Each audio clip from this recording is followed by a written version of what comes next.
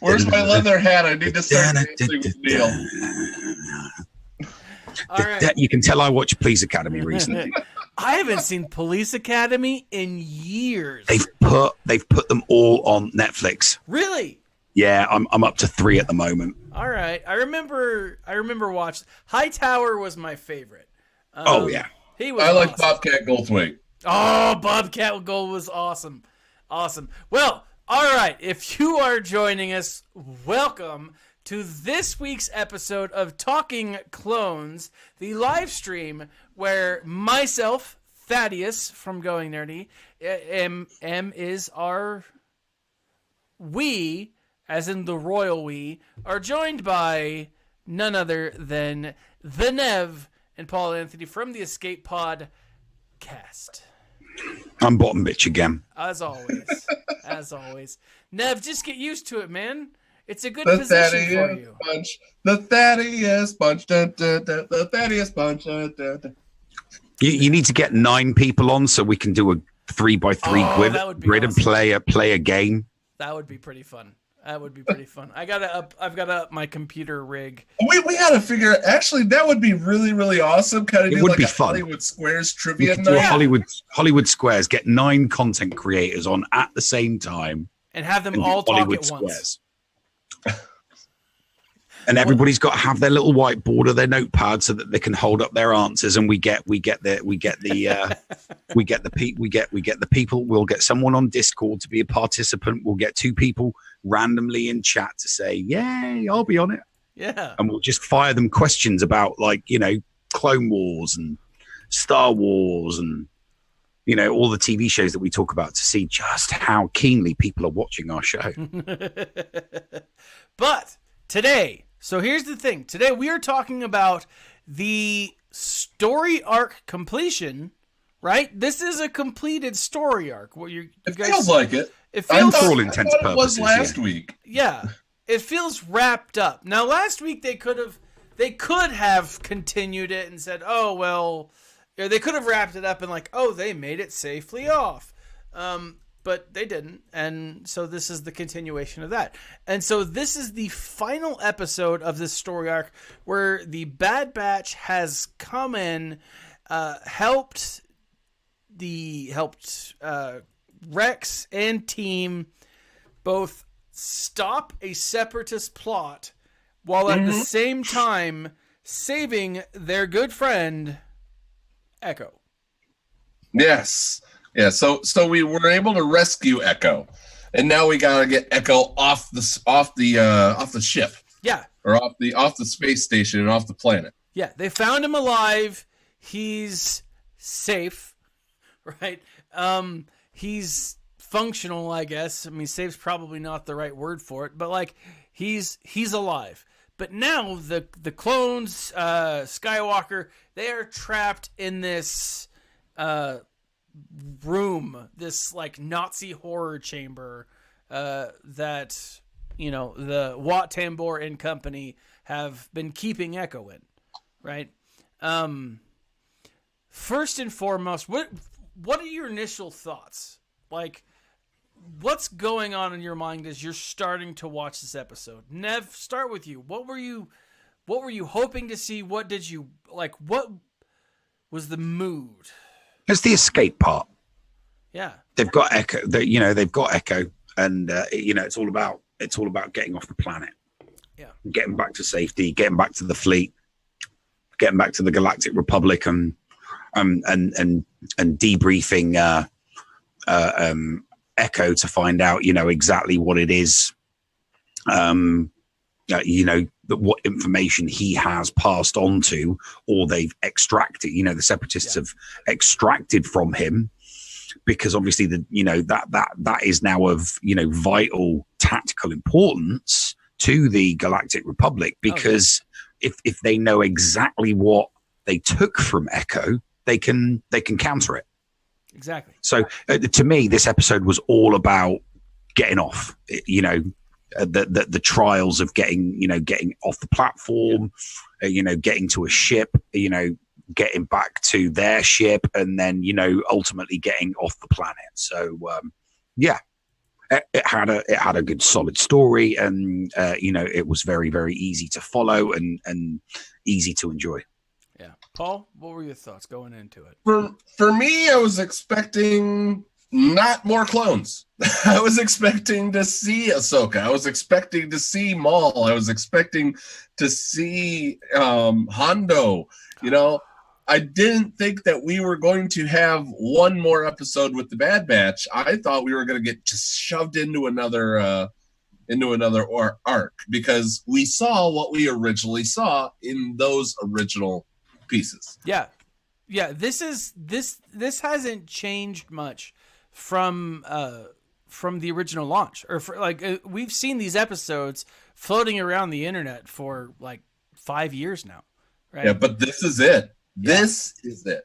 Yeah, this is the final one. Now, I will say the one thing that I was kind of walking into this, one thing I was interested to see was I got to love Wrecker in the last episode. I struggled with him at first. I was not just him, but like all of the Bad Batch. I really struggled episode 1 with the whole Bad Batch, their whole connection. I didn't like their treatment of Rex.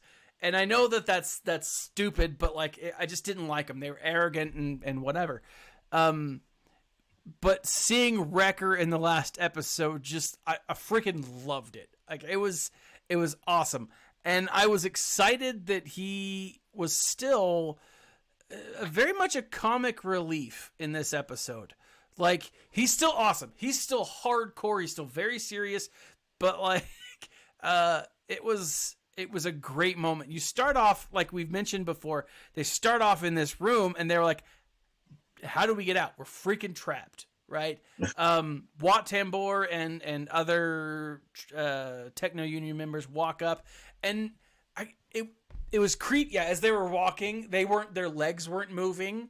I was like, they're just floating. It was very like, I don't know, vampire-like.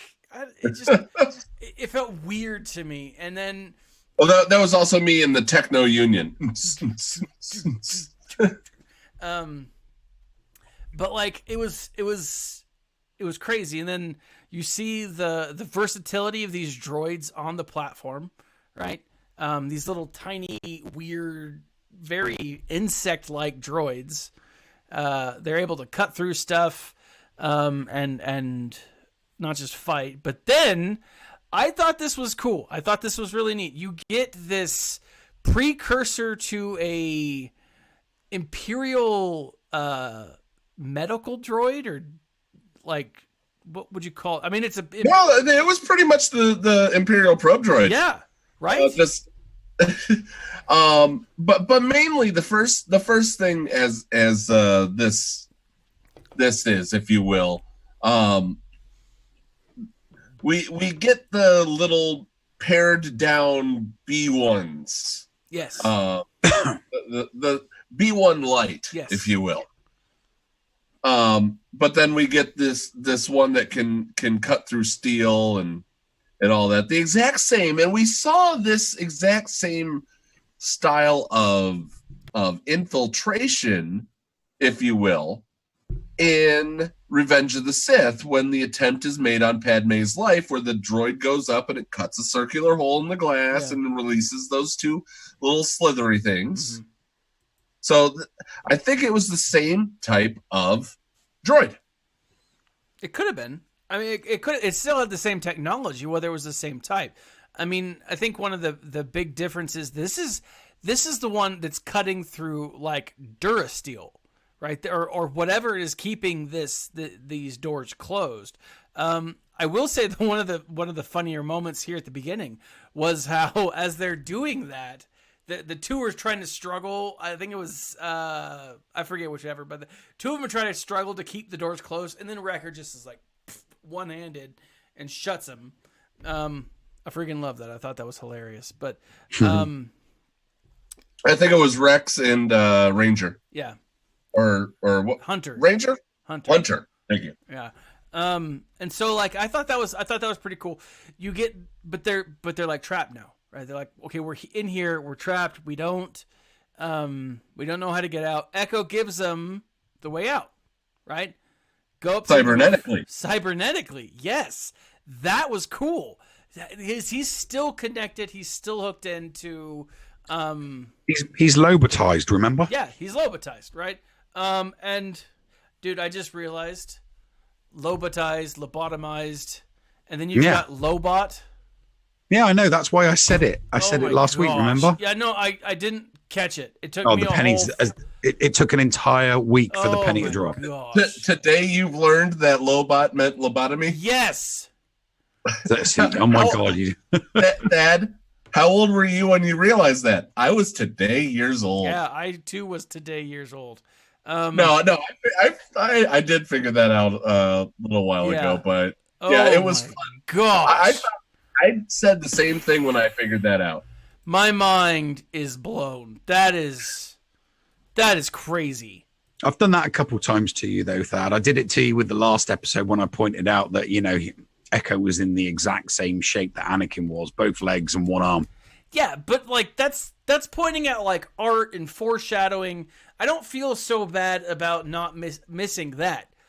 But language is like my thing. I mean, yeah, you should have known better. It's what I teach. And lobotomized.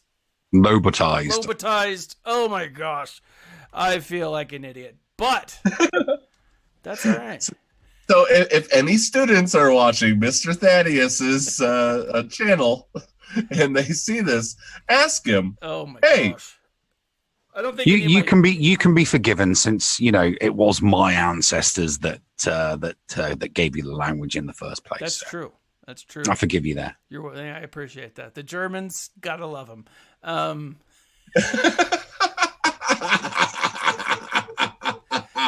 So, okay. My ancestors were French. Oh well, you guys did a pretty good job too. You Frenched it all up and made it sound prettier. But so this is what's interesting. I thought hands down Wrecker was going to sacrifice himself, right? Everyone gets up. He's the last one there. Anakin's like, no, I got this. It's cool, right? And it looked like he was going to, right? It did. I mean, he's like, I got this, and he starts throwing out bombs and charges and stuff. They're breaking down the door, but then Anakin pulls him up. And very puppet-like, marionette-like, he goes in last minute, and the Tesla coil doesn't fry him, right? By an inch. Like he's barely missed. But still, excuse me, cool moment. I thought that was neat. And again, I feel like he was going to sacrifice himself. I do. I mean, what do you guys say? Was he leaning towards that? Am I just reading too much into it? No, I think I was actually worried that we were going to lose Wrecker right here. So you're not the only one. Yeah. Nev, what do you think? Neil? No, I was just, caught in the whole escape moment. What was their next hurdle going to be? Yeah. That was the first hurdle. Climbing up the tunnel, and then obviously we got to the second hurdle when they get to the top. Yeah, that was pretty fun. He's like, so you can get us out of here, and Echo's like, you're not gonna like it. So they go across, they go through their little place, and they're on that tunnel. They're on that bridge, high wire, right? And the Indiana Jones meets A View to a Kill. Yes, Wow. Yeah. And it was. And one of the things that I loved Wrecker, like, don't look down. And just who played the role of Christopher Walken's Max Zorin then, Neil? You just said it. Who plays Christopher Walken's Max Zorin? For the Star Wars version. Oh right. Well, no one. That's why I said it's A View to a Kill crossed over with Indiana Jones, and obviously all of the droids are the bad guys from Indiana Jones Temple of Doom. Yeah. There's no Zoran. There's no Christopher Walken character Okay. All right. in it. The characters, it's just reminiscent of, you know, being on the Golden Gate Bridge. And then obviously the cutaway scene, which pans out and you see the droids coming in from both sides, and Indy's in the middle with his sword with short round and blonde chick. No time for love, Dr. Jones. Okay, so they're trapped. They're trapped on this high wire. They don't know where to go, and the Brainiac has an idea.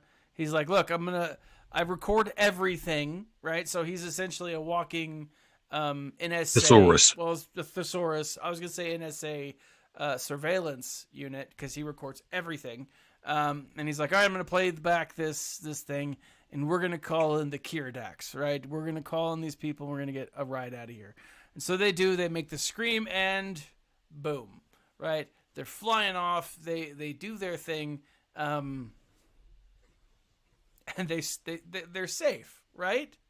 No, until they're not safe. Did anyone watch this moment and like, oh, they can fly now?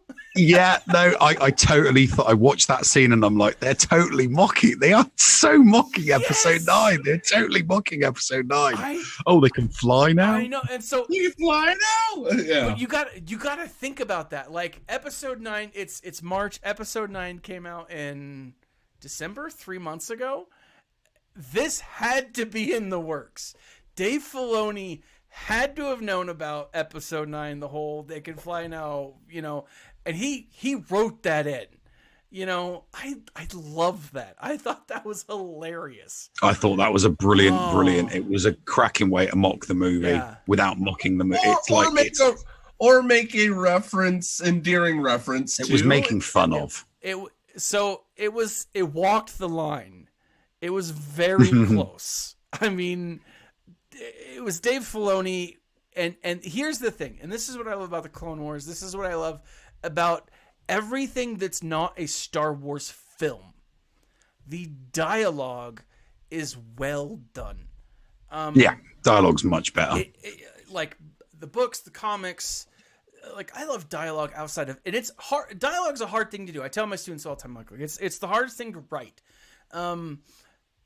But if you're making multi-million-dollar stuff, you should do your best, right? Dave Filoni does an amazing job with the dialogue that he's got, and I absolutely loved it. But they go through. I gotta say, there was one moment, and I think it was here. It was Rex and Echo. You know, they're firing back and forth, and Echo's got like this second wind vitality thing going, which was awesome. It was cool to see him kind of get back into the groove of things. And then he says, just like old, or I think it was Rex is like, just like old times, or Echo said it to Rex. I can't remember, but the response was positive. Like, yeah, just like old times. Right. Which I think plays a part later in the episode that we'll get to here in a second. But they go through, they lose their trail, but obviously not.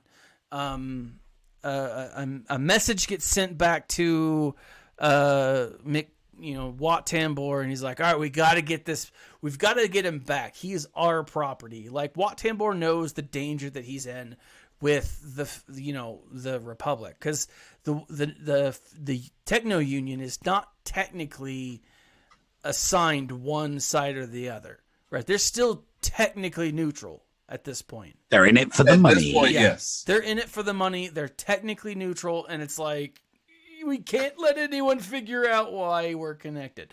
But clearly they've been helping out this whole time.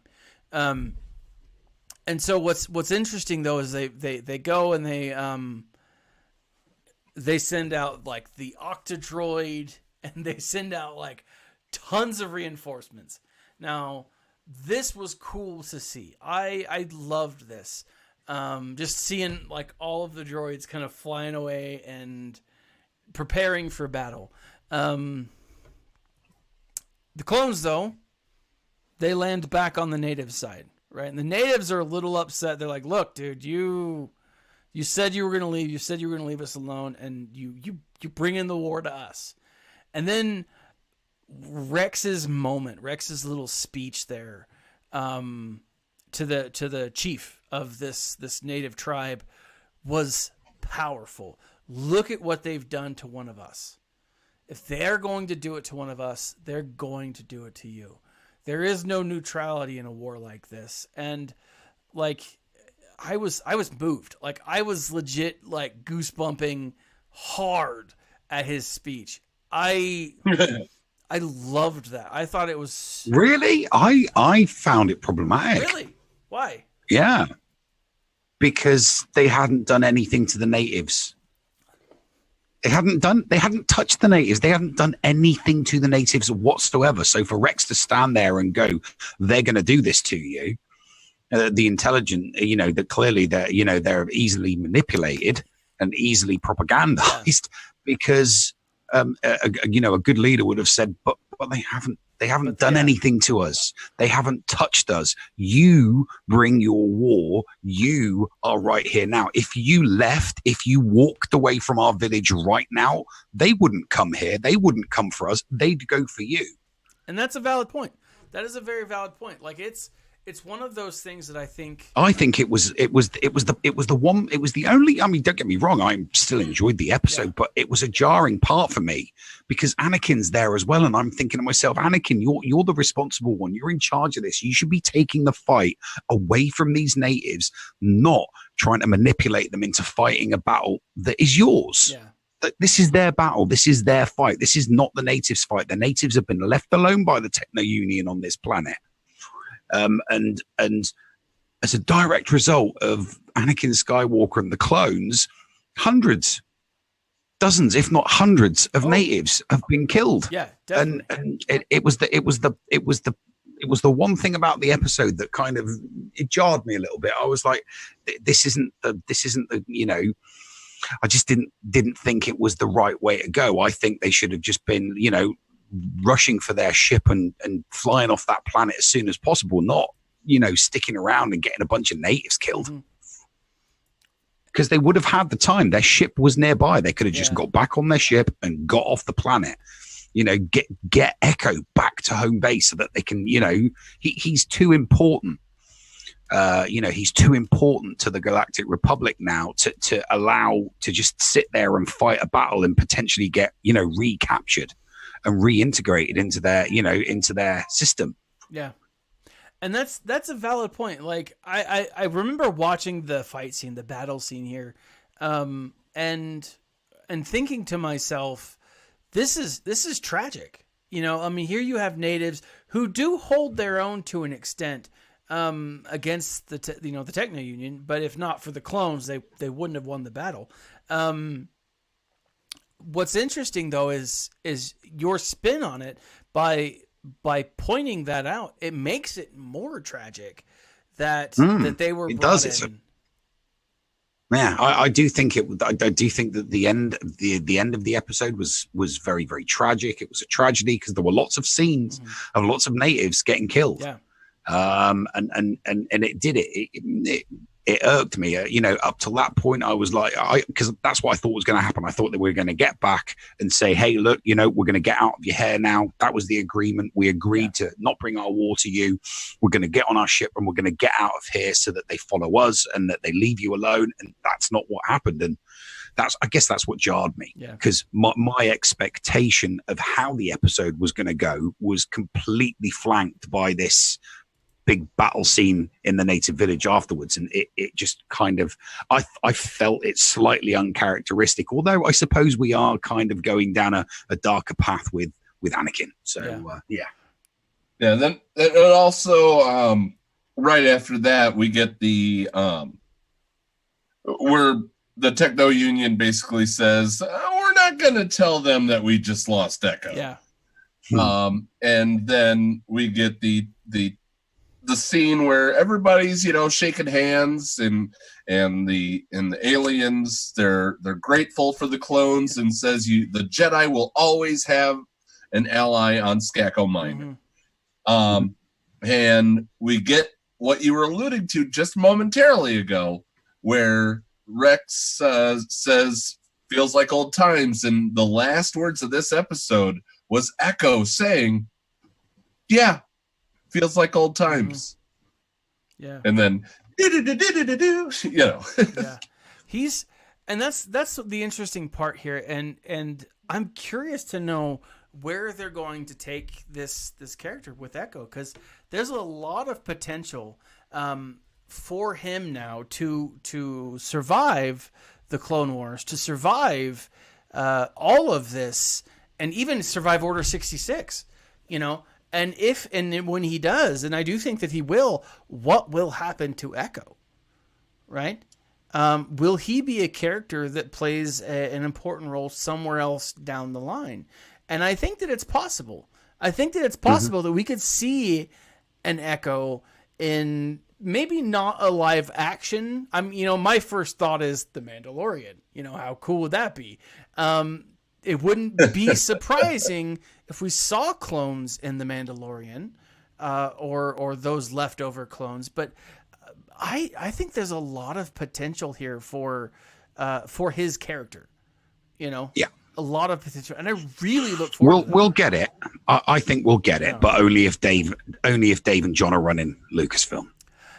Give it some time. There are some shakeups right now at Disney and Lucasfilm. Fingers crossed. With Bob Iger, Iger now out of Disney, and Bob Chapek, something to that extent, now taking over. I've been hearing a lot of rumors. There are some trustworthy and some not so trustworthy YouTubers out there. And it's not that they're not trustworthy. They're not trying to mislead. I don't think many of them are trying to mislead on purpose. They just they're just not right usually. Yeah, they just report on the rumors. And a rumor is a rumor for a reason. It's going down is only right like half the time. Yeah. It's just like, so you hear something from it's going down, you got a 50-50 chance. Yeah. But exactly. And so like it's not, again, not that they're trying to mislead us. It's just they're reporting on the rumors and, you know, whatever. But they want to be the first to break the news. Yeah, and I don't blame them. And what's interesting though is I think that we do know that Kevin Feige of Marvel, who really brought the Marvel Cinematic Universe up and around, he's been given a film to produce, and I could see him naming a number 2 or a co-equal, you know, and I do think Jon Favreau is on the short list of that, of who could be replacing Kathleen Kennedy. I mean, I know that directing's awesome, and Dave Filoni needs to replace Kennedy if Kennedy goes. You put Jon Favreau as the executive producer, and you put Dave Filoni as the creative director. You keep the two together. You make them you put them in those roles. It cannot go wrong. Yeah. Cannot go wrong. The dynamic duo there would be phenomenal. I hardcore look forward to it. But there's a lot of rumors around there, so it's very possible that you could see some major changes we can hope. To Star Wars, into Star Wars content. We do have to cut the episode short tonight. I've got a family thing coming up. But before we do, Nev, let's hear from you. You have got, out of 5 clone helmets, how many do you give this episode?